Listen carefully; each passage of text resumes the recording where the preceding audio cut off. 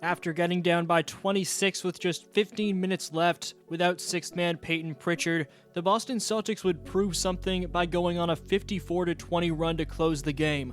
No lead is safe in the association, especially when you're facing Boston, who are taking the most three-pointers per game of all time.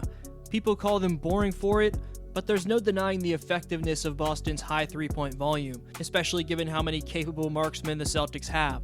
The Celtics have 7 high-volume three-point shooters draining at least 34.5% of their shots from beyond the arc. The Celtics had no business getting down to a team like the Sixers, but the best teams in the NBA have that ability to flip the switch. The Celtics are still one of those top teams, even though they've gone just 13-9 since December 21st, after starting the season 22-6. The most insane part about the Celtics making the biggest comeback of anyone this year is that it came with just a quarter and change on the clock. Stay tuned for what the Boston Celtics proved. Right quick, over 80% of you watching right now are not subscribed, so if you're in that percentage, please subscribe, splash thumbs up for the YouTube algorithm, and follow at DflowHoops on Instagram and X for a follow back. Appreciate your support tremendously. Back to the content.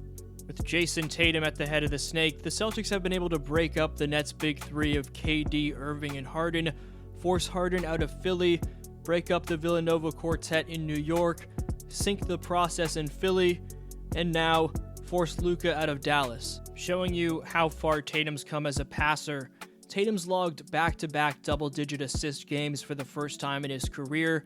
Philly tried to double him down the stretch, only for Jayson to find Derrick White with a slick behind-the-back feed, and for him to again find White with a quick kick-out right here. Like Tatum and Brown did in 2018, 2020, and 23, and like the Celtics franchise has done to the Sixers in 6 consecutive playoff rounds, Boston again embarrassed Philadelphia, almost replicating the 51 he had in Game 7 against Philly in 2023's Eastern Conference semifinals. Jayson Tatum took over when it mattered most to stun the Sixer faithful.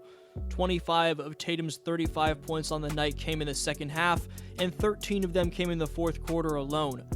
Equally, if not more importantly, Jayson had 11 assists, which matched a season high.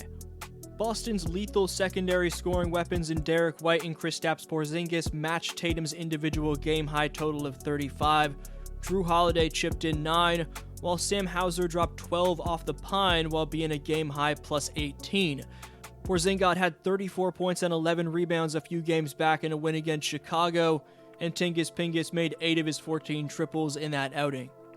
Payton Pritchard's only missed 2 games between the regular season and playoffs over the last 2 years, believe it or not, but when he does miss games, ridiculousness commences. The last 2 games he missed were Sunday night in Philly when the Celtics made their 26-point comeback, and Game 6 of the 2023 East Finals against Miami when Derrick White hit a buzzer-beating game winner.